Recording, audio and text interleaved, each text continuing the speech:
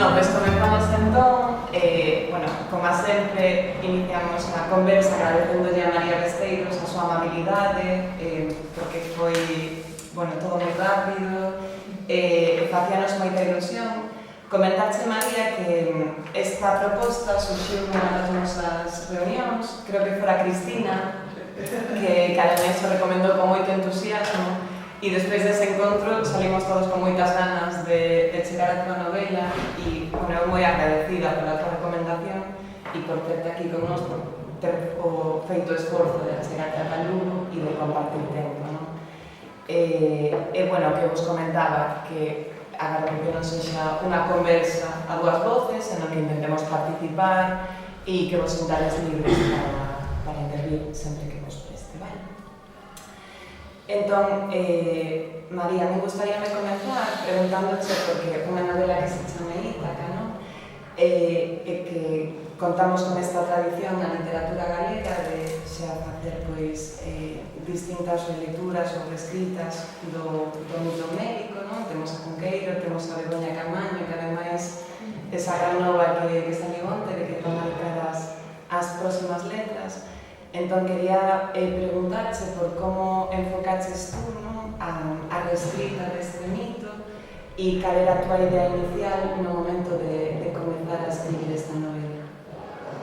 Pois, a ver, eu son filóloga especializada en literatura, entón, claro, todas estas referencias que ti comentas, pois, as tiña moi presentes. E o que me chamaba moita atención de Penélope era a invisibilidade, non? O estar definida, pois, en tanto muller de ou marido de, e realmente ela non ter unha voz, unha historia, porque parecía que o importante era o que facía Ulises, o que facía o seu fillo na súa ausencia, non? E como que ela, que fixo todo ese tempo? Sí, xa sabemos, non? Dar esa fidelidade, supostamente, ese tecer e destecer, pero realmente non... Hai algunhas versións sobre novas, non? Sobre que, pois, como das 12 criadas, algo. Entón, como había moi invisible, pois quixen poñela nunha situación tamén de invisibilidade total, como é o do perinatal. A ver que pasaba. Que pasaba con Penélope nesa situación. Un pouco esa era a idea. De acordo. Ademais, bueno, eu estive a ler que ti fixeches a túa tese sobre a representación da maternidade na literatura galega e tamén lín que, bueno, pois que sufriches a morte da túa filla nun embarazo. Entón, que supuxo para ti ese proceso de escrita? Porque foi unha novela que a mí gustoume moitísimo, pero tamén teño que recoñecer que tiño que facer paradas porque por veces se me facía moi dura. É moi preciso darlle visibilidade a todo ese dono, pero tamén unha novela que entendo que nas túas circunstancias que seguro que foi un proceso moi complexo, non? Claro, despois de morrer a nena, pois, cando pude, o que fixen foi poñerme coa miña tese, porque tiña que entregada en setembro dese ano, isto foi en marzo, entón, en maio, máis ou menos, empecé, porque por necesidade quería entregala, ademais, podíase pedir unha prórroga, pero bueno, era unha complicación. Entón, estaba nese proceso de facer unha investigación sobre distintas maternidades e houbo, dentro da investigación, li varios artigos sobre Rosalía de Castro e neles insistía moito nos problemas que ela presuntamente tiña co seu home, co seu pai, e non sei por que eu conectei todas estas ideas, esta información con Penélope no sentido de invisibilidade, porque era como, a ver, Rosalía de Castro tamén tivo que enterrar a dous fillos, mais pois unha foi no parto, a última foi no parto, estando embarazada desa bebé morreu o pequeno, cando non tiña 2 anos, por un accidente, Entón, digo, a ver, non lle pasarían cousas na súa vida a Rosalía e temos que estar fixándonos sempre de se o pai... Parecíame que había na vida dela elementos máis que suficientes para estudala e non ter que estar sempre en función do pai, en función do home, que non quita que non teñen a súa importancia, non? Pero que me parecía que había máis. Esa invisibilidade conecteina con Penélope e despois conecteina coa que estaba pasando eu. Porque, por exemplo, había unha invisibilidade a nivel legal, eu non podía inscribir a nena no rexistro, non podía figurar co seu nome, cos seus apelidos, en ningún sitio. Despois, a nivel social, o mesmo, porque a xente non sabe que dicir, non sabe como actuar, máis ben invisibilizan, porque non queren... Bueno, hai comentarios que están no libro que son completamente reais. Despois tamén a nivel médico, non hai un apoio, non hai un seguimento. Ali saes do hospital e ali quedas. Entón, unha vez eu rematei a tese, como que necesitaba poñer un pouco no papel, xa tirando da creación literaria, pois todo isto que fora recollendo nese último ano. Entón, o ano seguinte foi cando saiu a novela mesturando todas as invisibilidades. A mí parece moi interesante eso que comentabas de reivindicar a figura de Penélope, a súa figura propia, a súa realidade, non? E non sempre tendo en conta as mulleres en función do que son con respecto a un home. E algo que me gustou moito na novela, porque moitas veces nas ficcións parece que si estamos a reflexionar sobre algo que é moi femenino, unha realidade que é nosa, parece que cara a sociedade como que ten menos valor ou que se lle fan estas críticas de, bueno, xa é autoficción ou é algo que é menos meritorio e para nada, non? O sea, cantas veces temos que ler en relatos masculinos cousas que nos resultan totalmente indiferentes, pero que están aí no canon porque é o que se supón que é importante e o noso queda algo alleo. Non sei se vos tamén compartides un pouco esta perspectiva. Temos bastantes, bueno, temos 3 homes hoxe, que xa digo bastantes porque non é habitual. E tamén me parece interesante que comentedes a vosa lectura do relato e como vos implicastes, non, co que nos está a relatar María. Non sei si... Perdón. Sí, continúa. Gustaríame, bueno, poner aquí, porque cando puxen a ler o libro, a verdad que sentí unha profunda pena e tristura. Entonces, claro, pensaba como alguén pode crear este relato tan intenso, que non me parece intensísimo, e plasmar toda esa dor desde as entrañas, porque era unha dor moi grande, non? Entonces, eu como mai entendía perfectamente, pero claro, pensaba, eu non sabía nada de ti. Entonces, agora que falabas da pérdida da tua nena, realmente, claro, ahora entendo. Porque senón, de verdad que plasmar todo eso sin haber vivido nada, sin haber experimentado nada de esto, é complicadísimo. Bueno, complicadísimo e seguramente non se pode chegar a este nivel de transmitir toda esa pena, porque a mí, todos os vacíos, todo eso, a verdad que me chegaba moito e a veces tamén tiña que deixar un pouco porque tiña que respirar, realmente, ¿no? Pero, bueno, enhorabuena porque gustoume un montón. Gustoume moito como Penélope, o que decías, ¿no? Desa invisibilidade, dese vacío, desa morte, transforma. O sea, é un proceso, evidentemente, pero transforma e logo sale a vida e renace, ¿no? Entonces, para mí, Ítaca é unha maneira de axudar a renacer e de ser ela, porque cando se vai é para encontrarse a ela, o que decías, ¿no?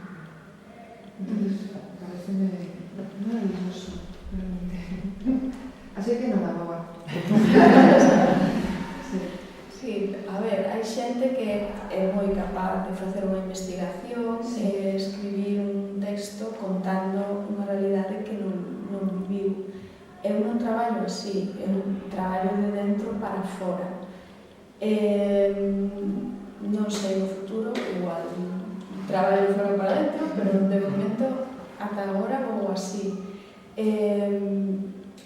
Claro, neste caso, eu, por exemplo, coido que non me atrevería a tocar o tema desde fora, porque me parecería como igual apropiarme dunha dor que é un do que eu non coñezo.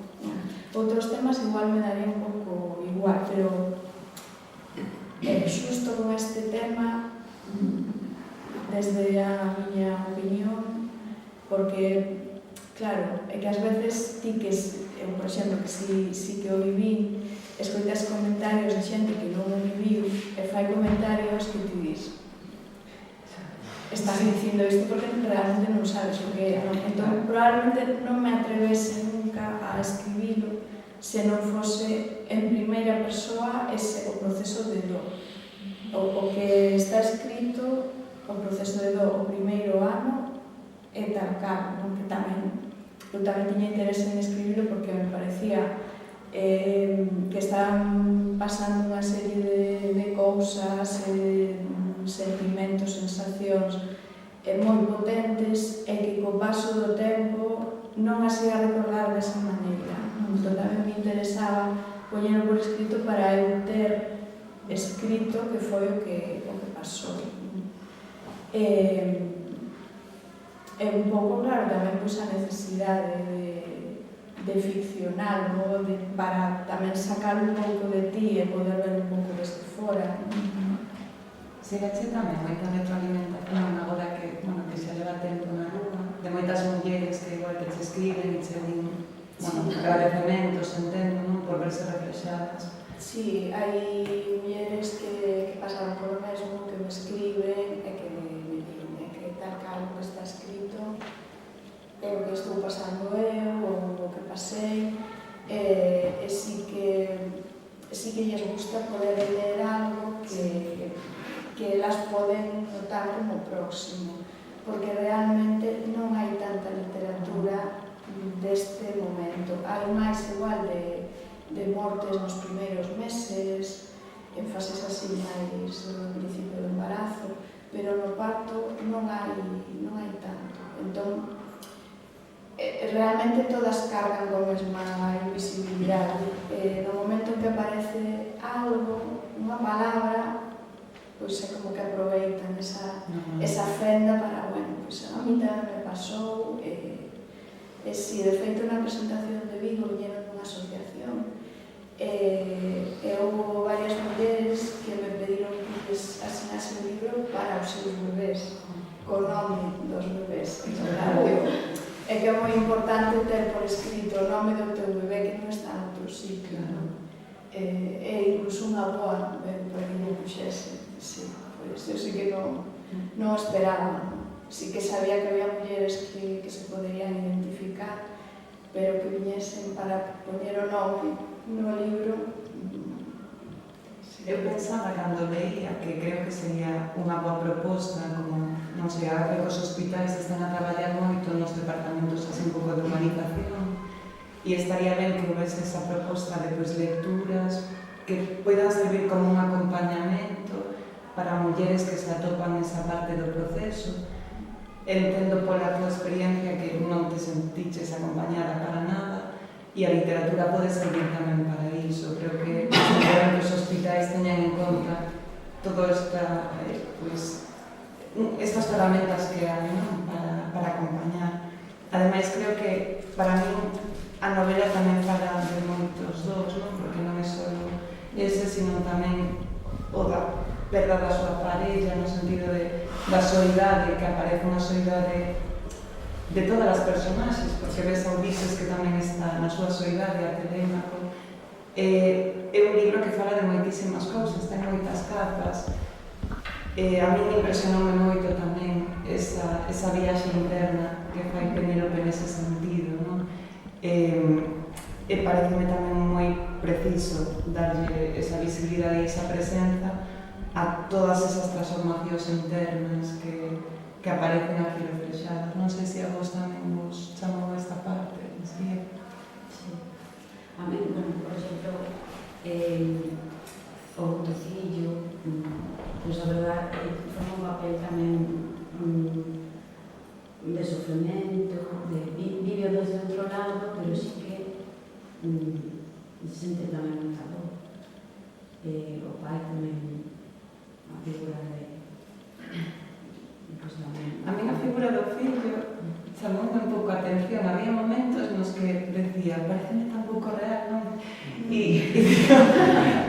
Igual supone que foi a propósito polo feito de, bueno, tamén ter referentes homes, non? Porque eu en todo momento decía, vería o natural se fose un adolescente, pero que necesario é tamén ter esas figuras masculinas que sofren, que acompañan e que coidan, sobre todo, porque é unha realidade que non abunda tanto e que é importante que comecen a aparecer. Fixeche intencionadamente, non? Claro, eu fixe como moi estereotipados os tres, non están os tres moi claramente como actúan, moi marcado, un pouco para que de primeiras houvese esa reacción de pero non pode ser, non será tanto, pero que despois, segundo vas lendo, como que vai encaixando e podes igual recoñecer cousas, por exemplo, claro, que estás lendo podes dicir, ostras, pero que foi Penélope aí metida, que marche, por que non actúa, por que está tantos anos aguantando, non?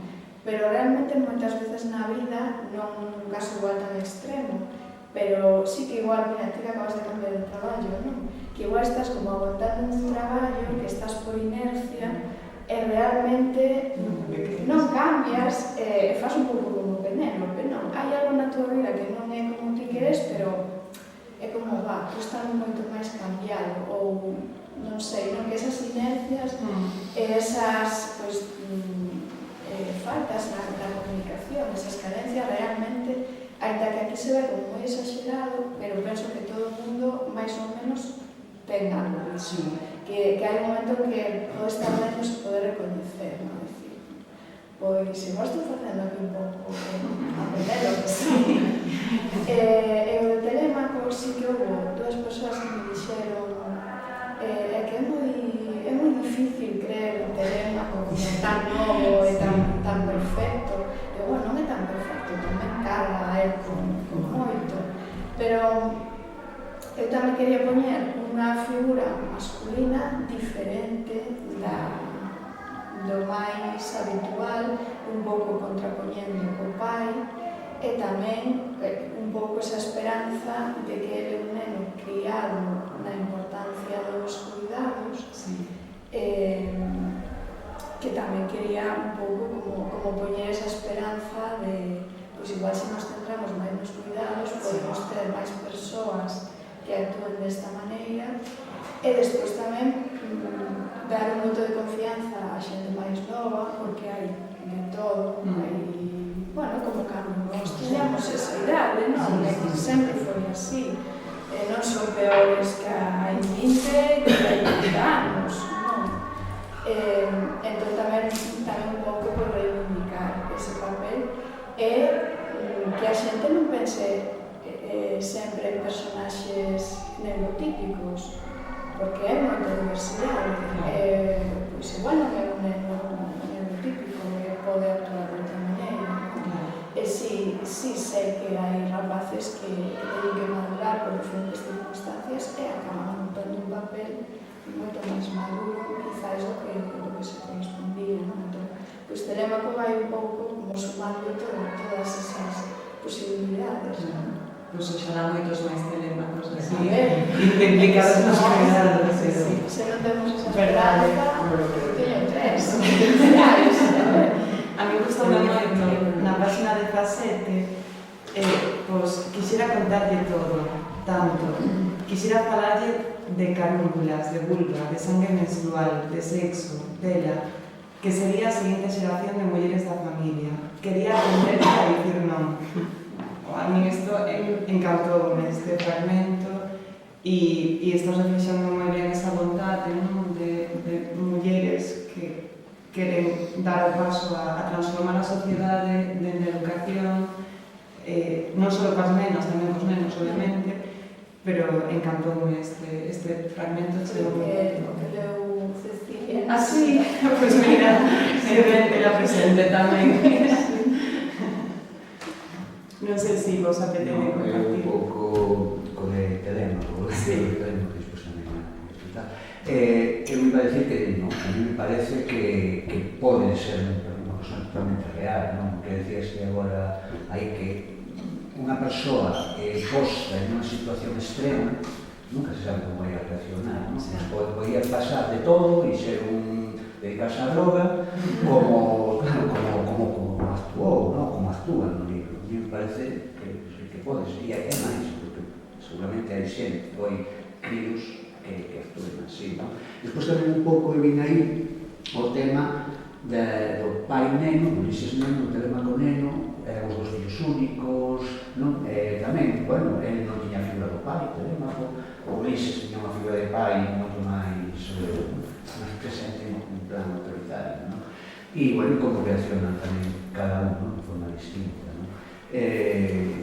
A mí, o libro gustou, claro, desde un punto de vista masculino está claro que non se ve, non? Porque non tienen esa historia, non? Entonces, bueno, pero sí que me parece que dices que todo o que se narra é, o sea, todo o tema do hospital, por desgracia, é así, é moi frío, a sociedade en sí tamén, non? Porque mesmo as tías, a figura das tías, non? Un pouco, venga da vida, non? Sin preguntar, sin saber o que realmente lle pasaba a irmá nera, non? Neste caso. E, bueno, e despois me pareceu un libro moi duro porque conta, pero a vez un libro que te engancha, que te dices, jolín, a ver o seguinte, a ver que pasa despois, a ver, sabes, o sea, que te va llevando a historia, digamos, ¿no? Me parece increíble a relación que faz con a Odisea, ¿no? Con tal, jolín, ¿no? ¿Cómo se le pudo ocurrir que se dixese? Me pudo ocurrir esta historia e poñela tal, ¿no? Entón, bueno, gustou moito e que disfrutei moito dentro e moi rápido, porque se lee moi rápido, por todo, non? Por como está escrito, por o que conta, que queres ver, tal. O final a mí non me gustou, porque non foi un final aberto. Después pode pasar de todo aí, non? Ela decide romper co pasado e decir, bueno, necesito aire, non? Digamos. E que tamén era unha historia real, non? Será, de feitos, de historias. E, bueno, de momento, se va. Non sei se, como é a primeira novela de ficción, verdade, María? Tu escribías poesía, tamén é unha novela moi lírica, e notase moito a tua voz de poeta, de melódico. Estás a escribir algo máis de ficción? Quedaronse ganas de continuar? Prefires volver a poesía? Son bastante desastre a hora de escribir, entón teño empezadas moitas cousas de narrativa, de poesía, para xente adulta, para xente pequena. Entón, sí, claro, escribir non podo non, pero agora falta ir vendo que por onde me vai apetecendo continuar, claro, das diferentes opcións. Pero notase moito o teu lirismo en toda a novela, Ahora verdade? ir a monte, non se pode evitar, non? E ademais, non sei, penso que tamén era un tema que así como que se podía expresar moito mellor, non? Sí, desde logo. Era un achegamento, penso que máis que se podía presentar mellor o tema en xeral toda a historia desde un pouco de prosa poética, sí. Como queráis chamar. A mí servime moito para ter máis empatía con esa situación, porque me din conta de que moitas veces, pois, sin querer, tiña banalizado todo o que é o proceso, non? Que moitas veces querendo apoiar, non? Por aquilo de vamos a seguir, a vida continúa, xa, a vida continúa, pero estás no proceso. Dende logo que taparlo non vai axudar, non? Claro, porque deixas en ferramentas, non? Sí.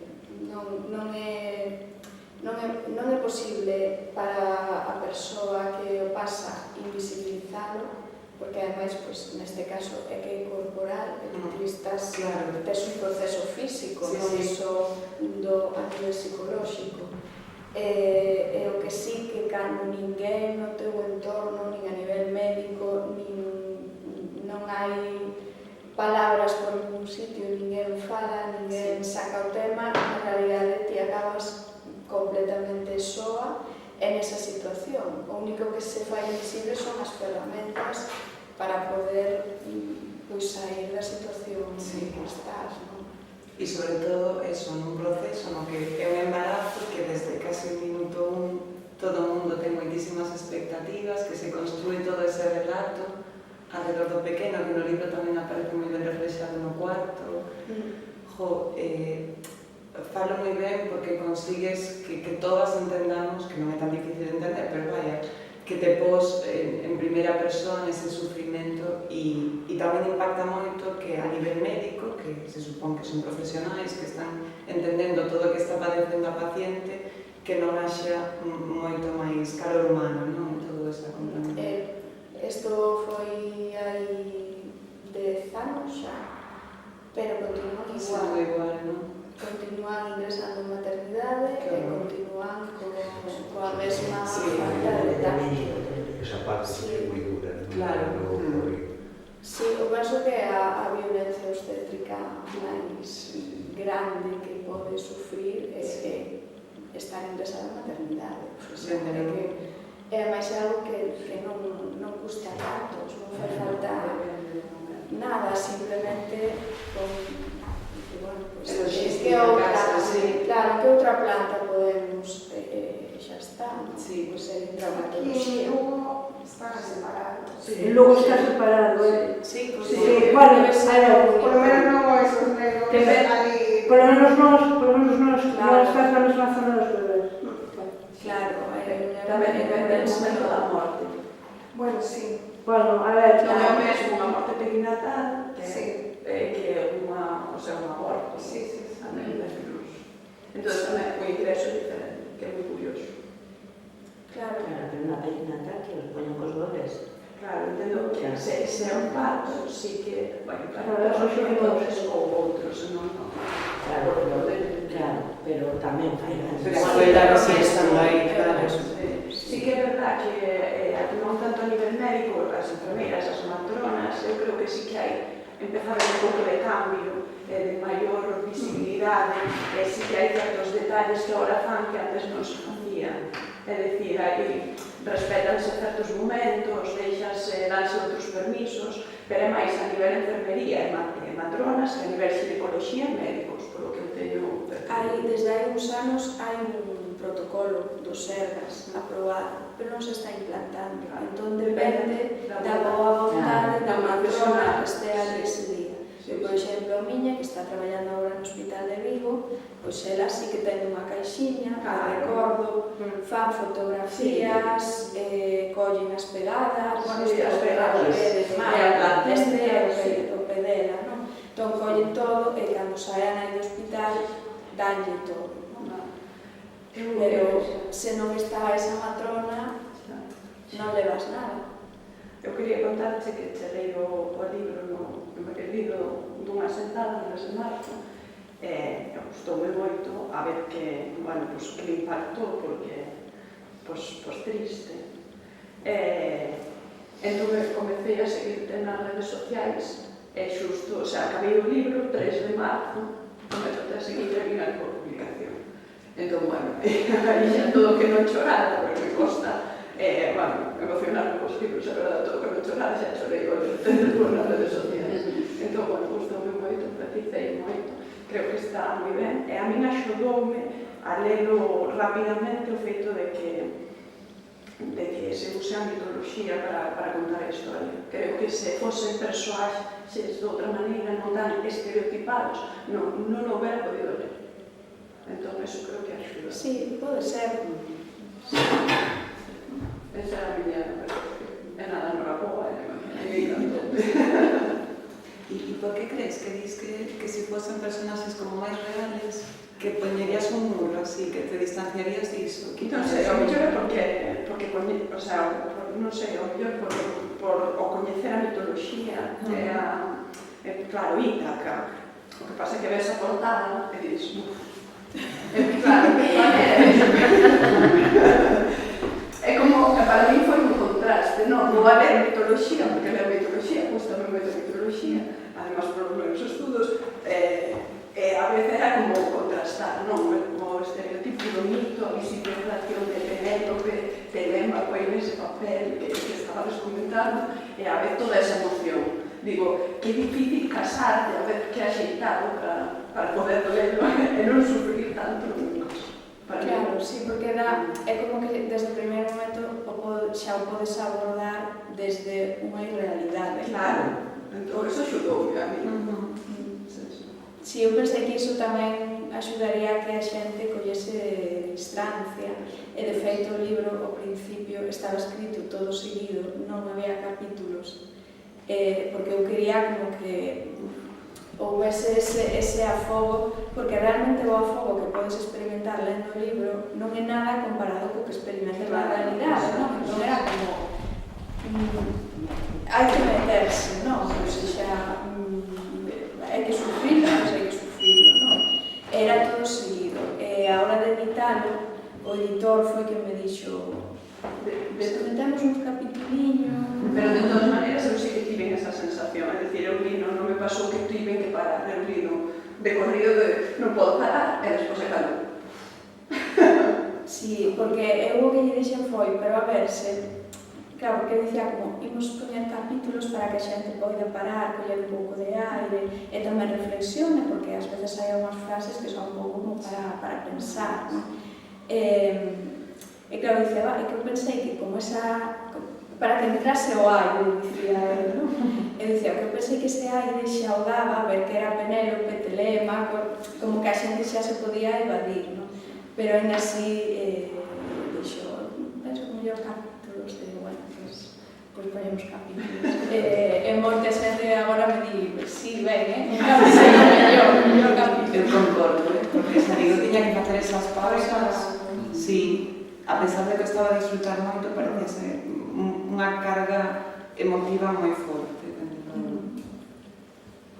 A mí gustoume moito, claro, porque ao principio empezas con Penélope, eu pensaba, nos Ulises, que horror de home, non? Pero que colles manía. E despois, claro, o ir vendo os outros puntos de vista, non? O do neno, o do Ulises e tal, pois xa... Por lo menos para mí cambiei un pouco, claro, non é tan malo, non todo é extremos, tal. Entendes un pouco porque se comporta así, eso, tamén me gustou moito, porque non é só, pues eso, o punto de vista dela, non? Que ves como o que les pasa aos demais. Sí, aí houve moitas mulleres, a opinión mayoritaria era de odio Ulises. E claro, eu realmente, sí, vale, fai cousas que cuestionables, non? Pero tampouco vía tan como branco e negro, non? Eu non o vía, cando estaba escribindo, nin quería que quedase como Penélope perfecta e Ulises todo cero, non? Todo mal. Pero sí que houve xente como que xa lle tiña, creo que xa viña de antes, tiña manía. Entón era como, vaya peor, pero penso que sí, que no propio texto está como justificado, que igual non é justificado, pero sí que se pode entender así. Da súa forma e non todos somos iguais. Eu tamén, eu aí estou... Entón, iso está moi ben. Non estou en plan que Ulises é culpable. É unha estrutura moi acaída nese sentido, porque ademais ti vas lendo e vas situando, vas collendo novos datos, vas revisando o que liches antes, entendendo. É unha novela moi ben construída. que vou quedar fatal, pero a verdade é que saiu así, non... O que tiña pensado era isto, non? De, bueno, primeiro que fale Penélope, despois que fale Ulises, non? Quería ir como mostrando un pouco o lado, e claro, segundo eles iban falando, facíase necesario ir explicando algunhas cousas do pasado, non? Claro. E se foi construindo así, pero tampouco é que fose, que houve unha xornalista que me dixo claro, fixeches a estructura como tecendo, destecendo, porque hai como un adiante, un atrás, eu, pois... Sí, realmente, sí. Pero foi simplemente o ir dando as tres voces, claro, que se necesitaba que... Pero eso tamén foi que fose, porque cando empezas a lelo, realmente queres saber que pasa. Entón sí que enganchas. Eu non sabía de que... O sea, pues un pouco cega, non sabía de que iba, que collí unha última semana, porque estamos con unha relación, bueno, moitas cousas, foi a cegas, entón sí que creou un... A maneira de escribirlo sí que quere saber. Claro, que eu ao ir escribindo tamén necesitaba saber, Claro. Estaba escribindo tamén esas dúbidas de ir lendo, non? Que vas lendo e dis, pero isto, tal, e o escribir era igual, non? Eu sí que sabía ao final como quería que fose ao final, sabía que tiña que haber unha viaxe moi distinta da de Ulises, pero que unha viaxe facía falta, pero despois de como chegamos desde o punto cero, que tamén o tiña claro, ata o punto final, aí xa foi un pouco o que foron pedindo, o que necesitei para ir contando. As dúbidas que eu mesma ia tendo de por que faría isto, como reaccionaría aquí, todo iso.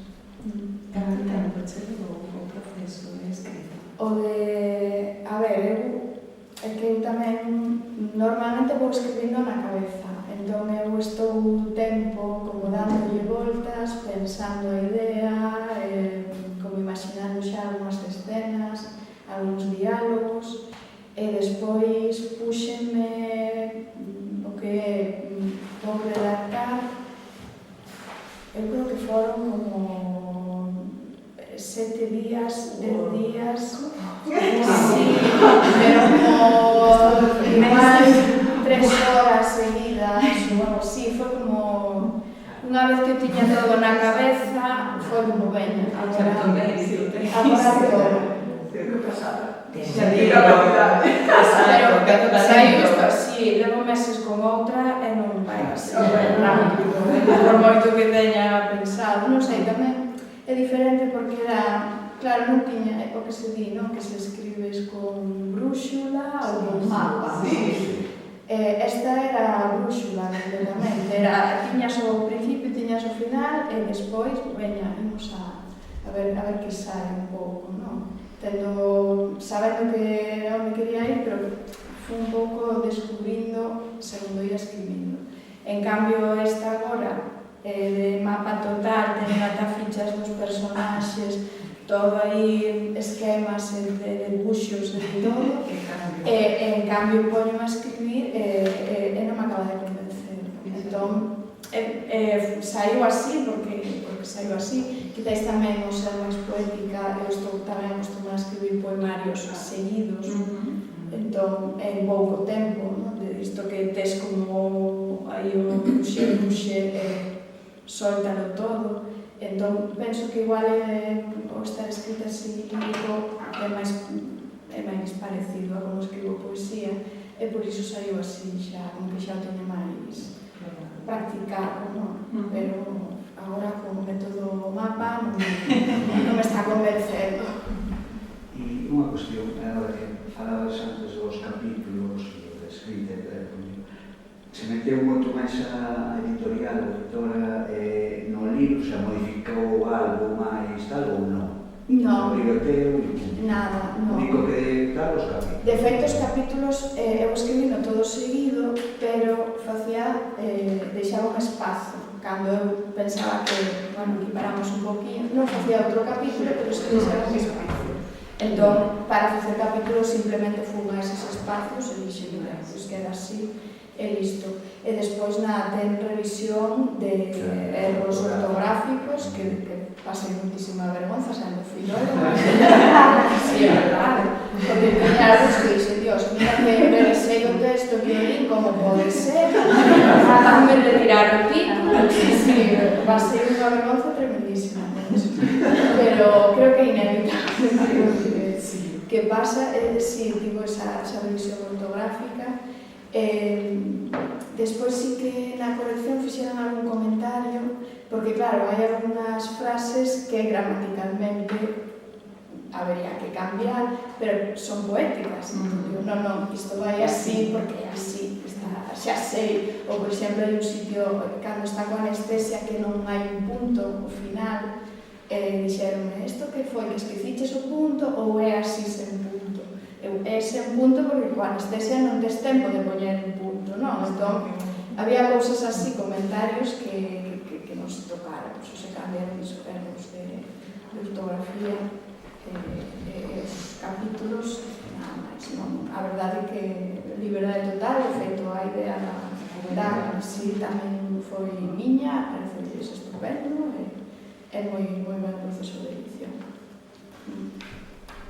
Eu tamén penso que é unha novela moi audiovisual, no sentido de que me imaginaba unha película, porque como é tan lírica tamén venenche moitas imaxes cando estás a ler, e non sei, para mí é moi interesante tamén ver esa reescritura da novela no audiovisual, estaría chulo. A ver, se alguén quere... Que se animen aí, verdade? Deixámoslo caer. Sí, e eu penso en imaxes, entón estou escribindo, estou vendo todo o que estou escribindo. Entón, claro, pues, se o ler percibes esa sensación, é que eu estou vendo. Entón, sí, pode ser que haxa así. Sempre máis moito, moi acaída. Pois nada, ves a esa peli.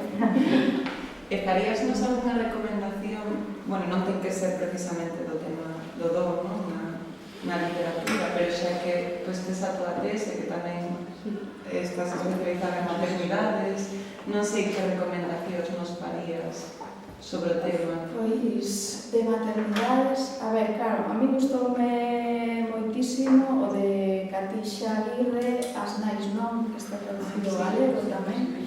A mí ese encantoume. É duro, tamén é duro, porque, pero bueno, terceira persoa, aí xa tes un alivio ben claro, non? Conta a historia dunha muller que mata os seus fillos. Entón, resulta que a autora, que é unha escritora, que eu creo que funciona moi como se fose a propia Catixa, de feito no libro non ten nome, a miña hipótese é porque realmente está falando dela, meténdose moi ela no papel, xusto acaba de ter un bebé tamén, e resulta que coñece a esa muller de hai anos, cando eran novas, era amiga dunha amiga, entón disponse a escribir unha novela intentando saber por que unha muller chega a ese extremo.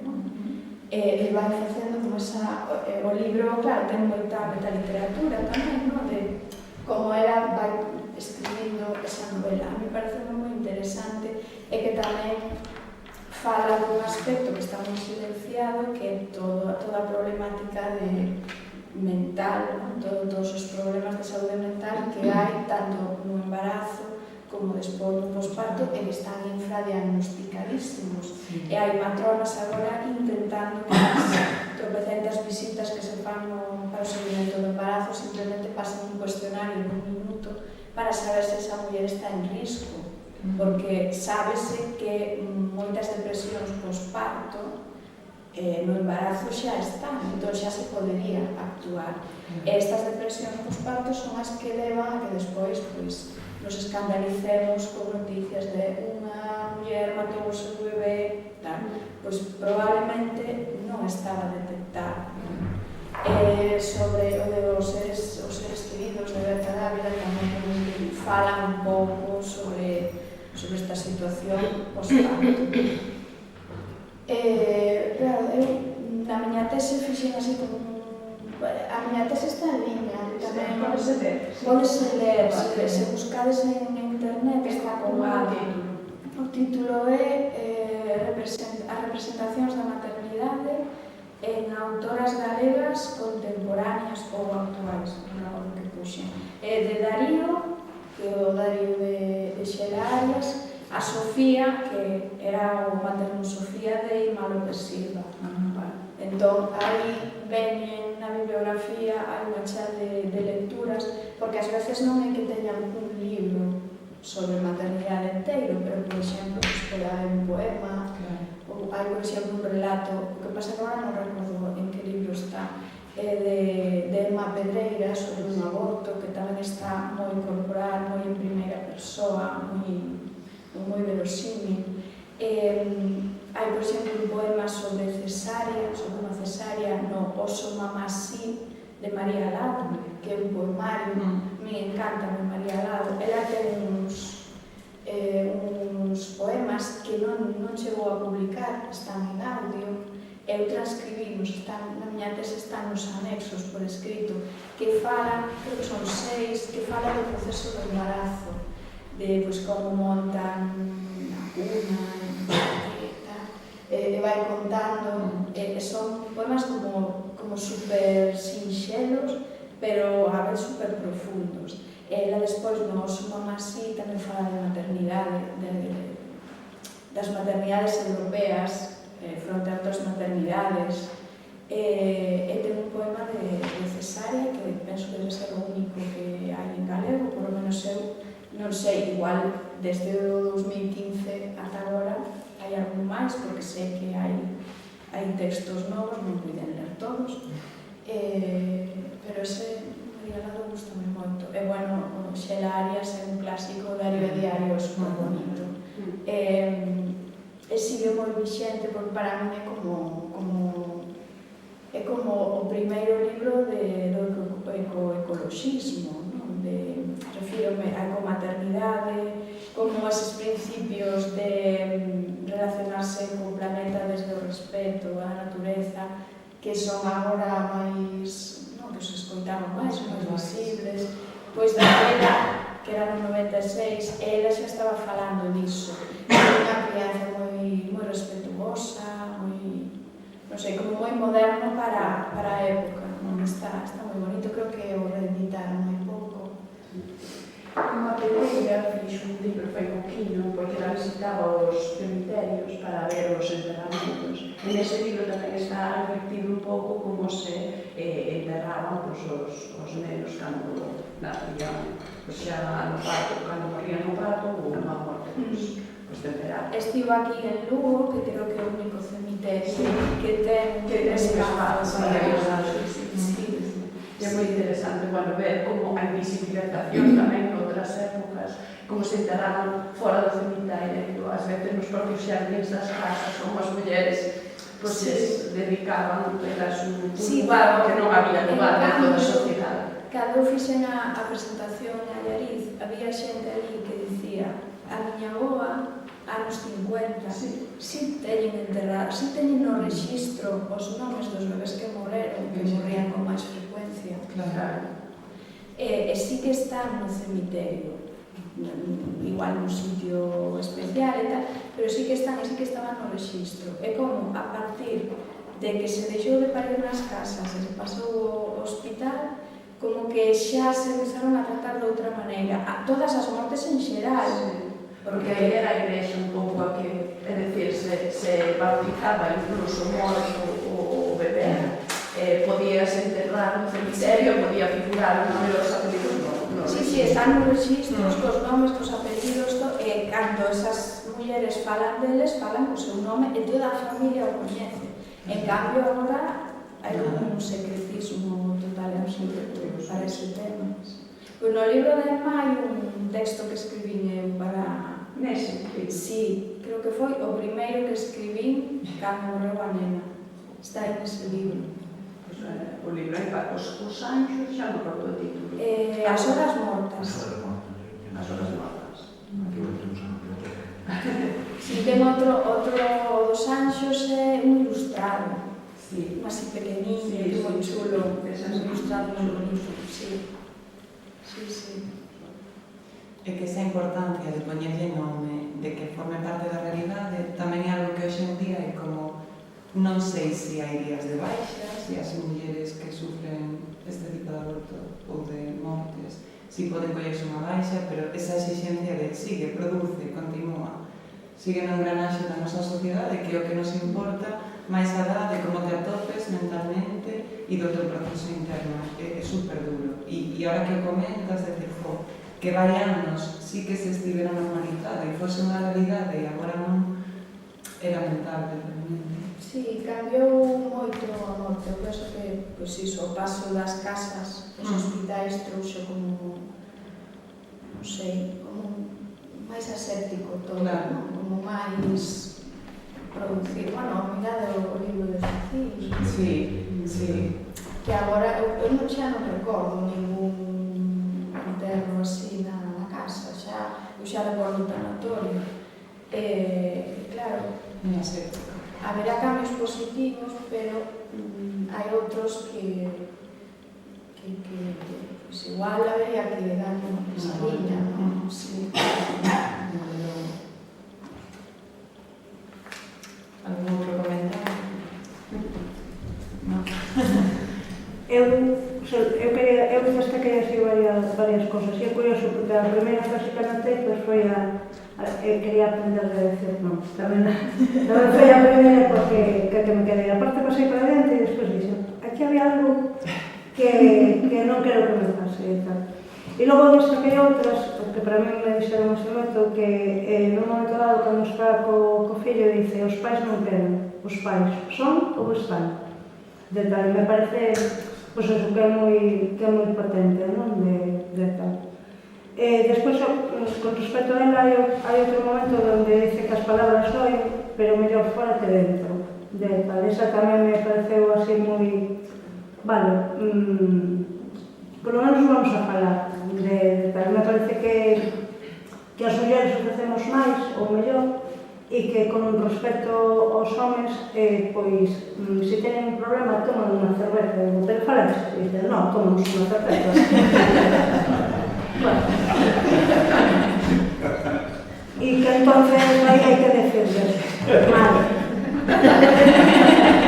Todo. Sí. E así nos va. E que entonces bueno, son a raya de Deus e tal, a parte que nos toca, por lo menos cos nosos fillos, pues, procuramos poñerle palabras, a verdade que a mí me teño sorprendido tanto o maior como o pequeno, non directamente, non? E me parece que son moi importante. E despois, así, cando xa remataba o libro de tal, porque casi te cabreas, de tal, dices, Dios, eu non sabía, o sea, tengo que reconocer que collí nos últimos días que ni tan siquiera me vin a portada, o sea, non sabía nada, leí no de tal, por iso, bueno, pues eso, foi un descubrimento e un achegamento tal. E despois que ao final tamén marquei outra que dice canto nos equivocamos e canto nos fixemos, que tamén me parece que salva e que pecha o ciclo, non? De tal, para despois a partir de aí, pues, construir o que sexa. E nada, pues eso, para ler o ximos rápido de tal, pues foi co que me quedé e que me gustou moito. Sí, creo que sí que queda al final así un pouco aberto, pues que pasará despois, non? Pues calquera cousa. Para que imagine. Sí, a mí tamén, cando eu leo un libro tamén me gusta que me deixen así un pouco en aberto e que eu teña que construir tamén un pouco. Non me gusta que me dean como todo moi masticadillo, non? Entón, eu tamén quería escribir dunha maneira que quedasen ocos e que cada quen pudese tamén meter na súa propia historia e darlle a súa interpretación tamén. E cando un libro te gusta, a mí me pasa, non? Prefiro un final aberto que non pechado. Se non me gusta o libro, é igual. Pero cando me gusta, hai outra xente que o todo o contrario. O sea, porque me gusta é a historia pechada. Pero a mí non, porque, bueno, pues, que pasará con Penélope?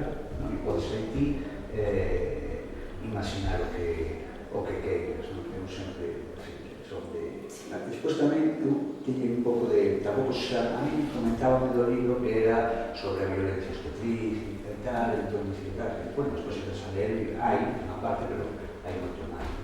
E o malo destes libros é malo. Cando ti un libro, toda a crítica, toda a xente que falou do libro, falou ben, non escoitei, porque os que non lles gusta, pois non o digo. Pero así en xeral, nos clubes e tal, sempre falan nivel do outro libro. E entón dá un pouco de respeto, porque pero a mí se non me gusta, que vai pasar? Pero bueno, neste caso non foi así, non? Pero sí que é certo, non? Moitas veces cousa tan maravillosa, tan tal, non é fatal, non? Cada unha temos a cosa. Pero neste caso é que dizer que non, igual que a linguaxe, non? Que se utiliza, que decía, prosa poética, tan falla que vai dentro. Aí. A mí empezaba a pensar en o teu perfil na miña sombra, porque tamén eran temas que a mí en principio me parecían moi alleos, a miña realidade, e sen embargo conectei moitísimo e era todo o rato esa necesidade de saber máis, de sentir sororidade cara a protagonista e de libros moi poéticos e con moita carga que deixan moito pouso,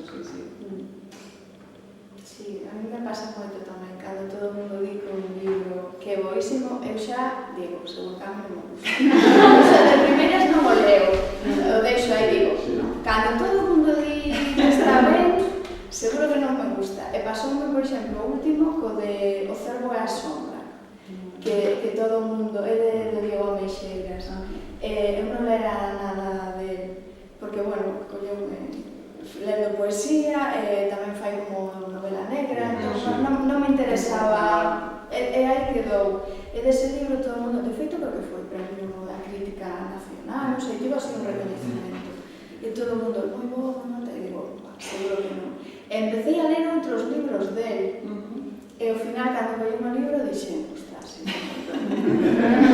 pero como que sempre desconfío e prefiro deixar que pase o tempo, e igual o ano seguinte xa o leo. Si, xa me dá, de feito, cando li así críticas, todo o mundo moi ben, e dicía, que alguén diga algo malo, que alguén faga así algún comentario, pero é verdade, tamén a xente que non lle gusta vai cerrar que me vai a escribir para dicir que non me gustou.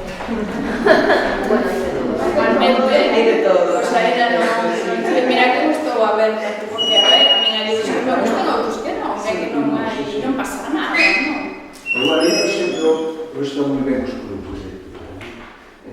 Ahora mismo non, porque ninguén das que está aquí ou estamos aquí, vamos a decir, vaya, vas a ver. Estudiantes, despois de marcha, rompendo en cama. Pois hai un momento, se queres. Que cosa que contaba outro día, que primeiro se reúnen os do club, tal, e para cando entras, pois te diremos todo me gustado, e digo, non, digo que os clubs están bien para eso.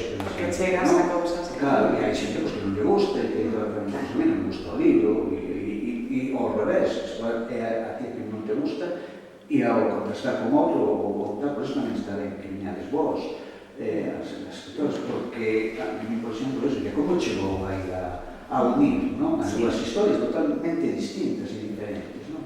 Claro, pues explicas e dices, pues mira, sí, tens razón, non? Pero... non foi un clip só na miña cabeza. Claro, mira, isto pode dar para tal, non? Que, bueno, que eso, e por eso tamén. Eu sempre lembro que co primeiro libro que comentamos, unha vez que retomamos a actividade do club tras a pandemia, foi O verano en que miña nai tivo os ollos verdes. Isto non falo moi ben. A mí, claro, eu tardei moito en lerlo porque pasaba iso, de que tuve en redes sociais, todo era un libro maravilloso, tal, e cheguei tarde a él. E tamén, cando fui o primeiro encontro, chocoume moito porque éramos mulleres de diversas edades, con circunstancias moi diferentes, e cando puxemos en común, cada unha tiña unha historia totalmente diferente. Sempre lembrarei que Julia comentara, é divertidísimo, e chegar así falando de pero leo o mesmo libro. Como está describindo así, porque ela decía, sí, como me rin, tal, e encima despois contou que tivera unha experiencia moi parecida, choca moito, non? Esas distintas narrativas que temos da mesma obra. As lecturas, non? Sí. As lecturas que tes, o que te fixas. Claro. Sí, para que publicas, xa cada quen, segundo a súa experiencia. Digo que para min este libro foi un pouco como ver o que puido ser, pero afortunadamente non foi. Porque eu tive un embarazo moi mal, completamente diferente a este. Estive todo embarazo na liña de feito, eu naceron as miñas fillas e non tiña nada, non tiña verces, non tiña... porque me dixeran, non vertes nada, porque... E para min foi... Tranqui. Sí, é normal, claro. Sí. Bueno, calquera unha vai. Claro. Pero é fermoso tamén que eres unha aceptas. Igual é peor, pero... Un minuto. Claro. Sí. Pero está ben que se fale desto, que se Claro, de todo eso que se comparta, que pagamos trigo moitas veces as mulleres nese sentido. As mulleres atopan refugio nas outras mulleres que acompañan. Pero é que, a ver, eu acabo de decir, temos 2 fillos, pero en realidad tuve 3 embarazos, sabes, de tal.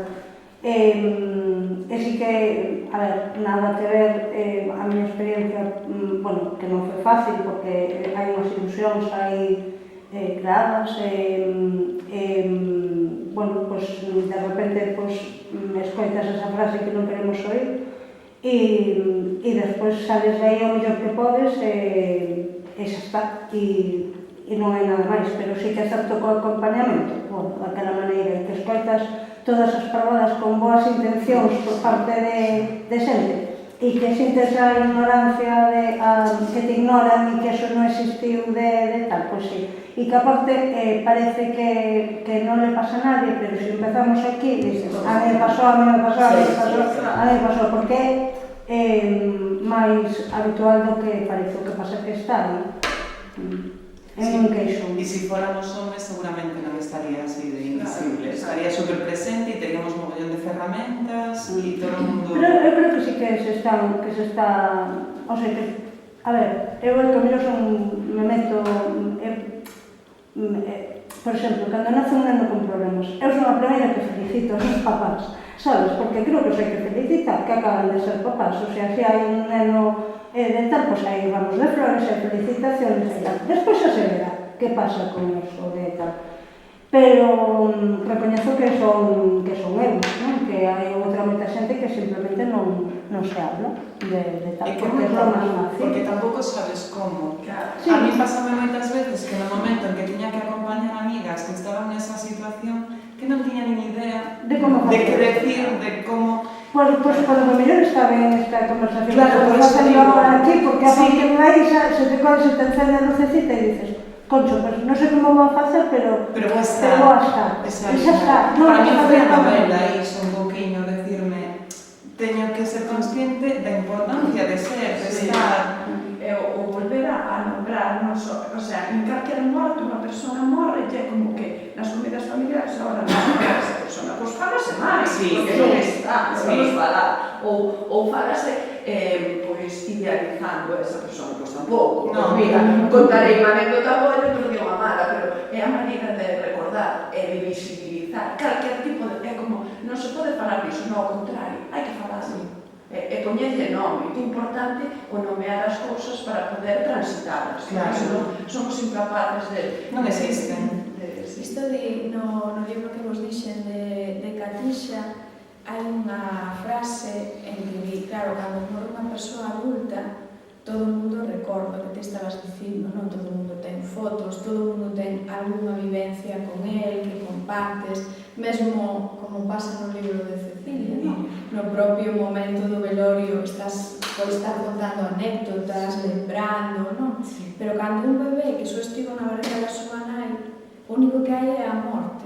O acontecemento que viven todos é a morte dese bebé, porque antes a relación, por moito que o resto teña expectativas, non ten como coñecemento, aínda son eses bebés son unhas ideas, non? No resto da familia. Só a muller o ten no seu corpo, e só ten xa, ou pode ter, non? Porque, bueno, cada quen establece vencello diferente, non? Pero ti si podes xa ter un vencello de ter 9 meses un bebé na tua barriga, non? Non é só unha idea.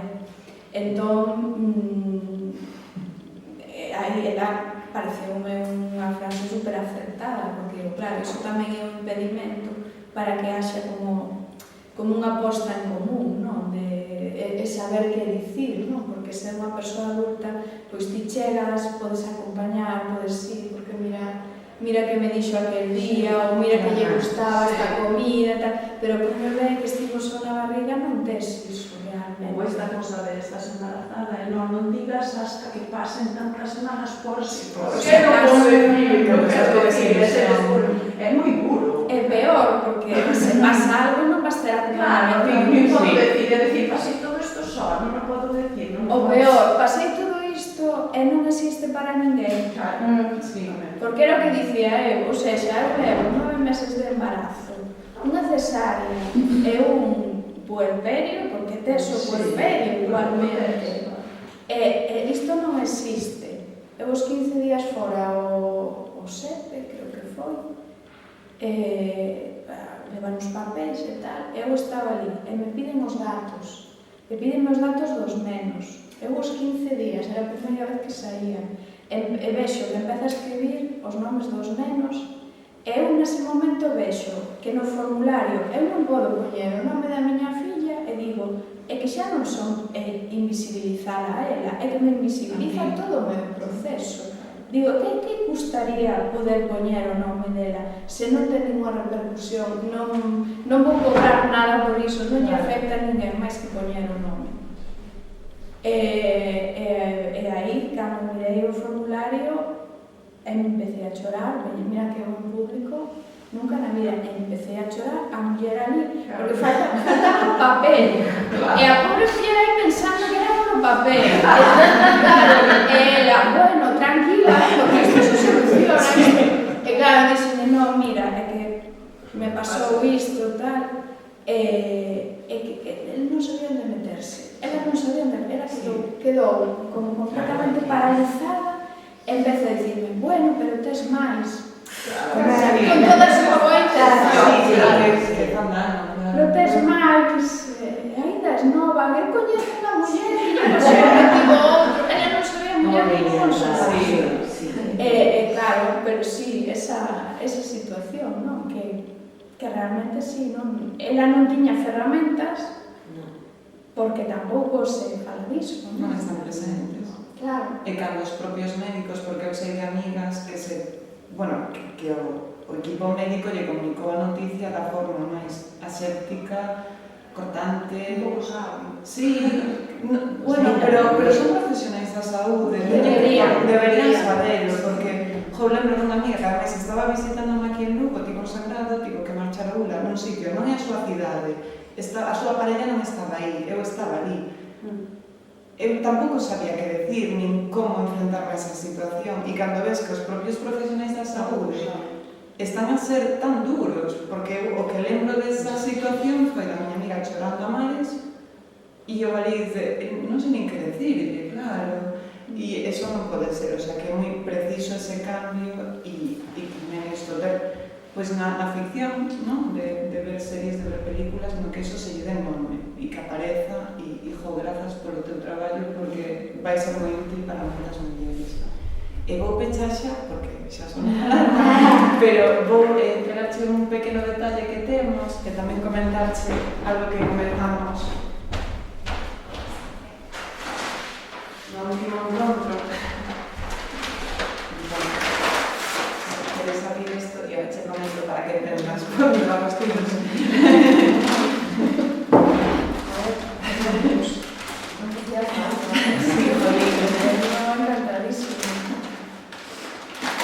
E que nos últimos encontros que tivemos con autores, pois sempre facemos a entrega deste pequeno manual de remedios literarios, e xurdiu a idea de preguntarlle a cada escritora que pase por aquí que palabra escollería para incorporar nun manual de remedios literarios propios, non?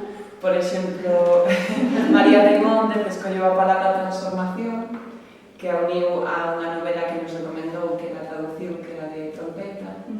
Entón, non sei se a ti se te ocurre algo, se non lo queres comentar máis adiante, tes o noso correo para decirnos, tal, ou o primeiro, así máis espontáneo que se te ven agora a cabeza. O máis espontáneo que se me ven é pensando en Ítaca, eu diría esperanza.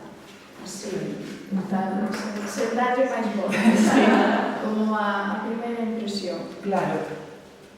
E que novela lle engadirías a ese termo? Que libro? Que poema? Perdón por ser así de visto.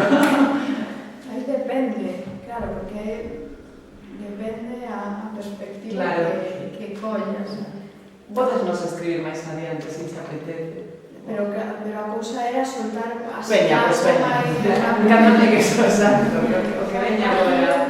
Pois xa que dixen o do cervo e a sombra, vou dicir o cervo e a sombra, porque é unha novela que é dura, sempre lle chama novela negra, o que escribe o Diego, eu penso que é novela negra, pero social, diría que máis novela social.